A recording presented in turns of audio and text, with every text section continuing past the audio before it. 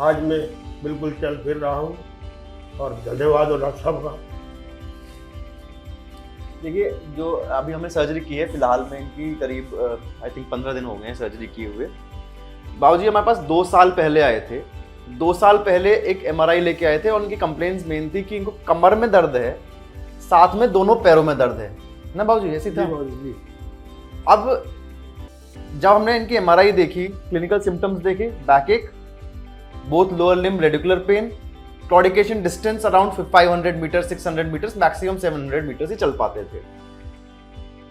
MRI कराई, MRI के अंदर L4, L5, S1 की लंबार कैनाल स्टेनोसिस थी, 3 लेवल की lumbar canal stenosis, bilateral lateral recess stenosis होना, जिसकी वजह से क्लॉडिकेशन डिस्टेंस और जो चल नहीं पा रहे हैं, रेडिकुलर पेन है, that is explainable by those things.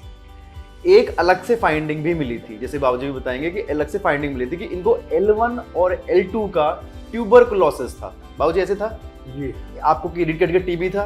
जी मेरे को टीबी थी। जैसे मैं कहता हूँ कि अगर देखिए केवल सिम्टम्स देखो कि रेडिकुलर पेन है, क्लॉडिकेशन डिस्टेंस है, just go for surgery, surgery कर दो।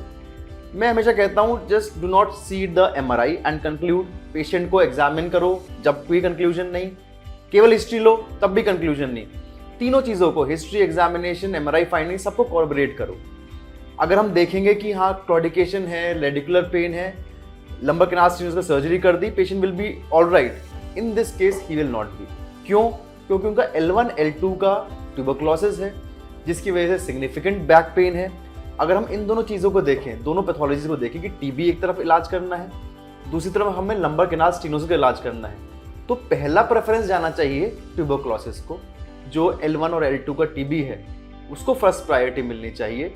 पेशेंट लंबर कैनाल स्टेनोसिस से रह सकता है, प्रॉब्लम रहेगी, चलने में दिक्कत रहेगी, लेकिन अगर टीबी को बढ़ते देने दिया तो patient will have a lot of infection which can spread to other organs also, miliary tuberculosis हो सकता है, and he can develop a lot of complications। तो अगर इनमें प्रायोरिटी देखी जाए, as I say कि we should treat the patient as a whole।